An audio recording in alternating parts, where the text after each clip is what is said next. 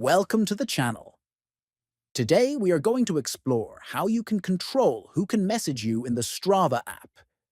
This is a helpful feature for anyone who wants to manage their privacy while staying connected with friends and fellow athletes. First, open the Strava app on your phone. Next, look at the bottom and tap on the U icon on the right side.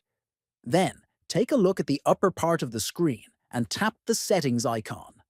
After that, scroll down and select Privacy Controls. Then select Messaging from the list that appears. Here, you will see different choices under who can message you. You can select Following if you only want people you follow to send you messages. You can choose Mutuals if you want to allow messages only from people you follow who also follow you back. Or you can select No One if you do not want to receive messages at all. If you found this video helpful, please subscribe to the channel, like the video, and share it with your friends.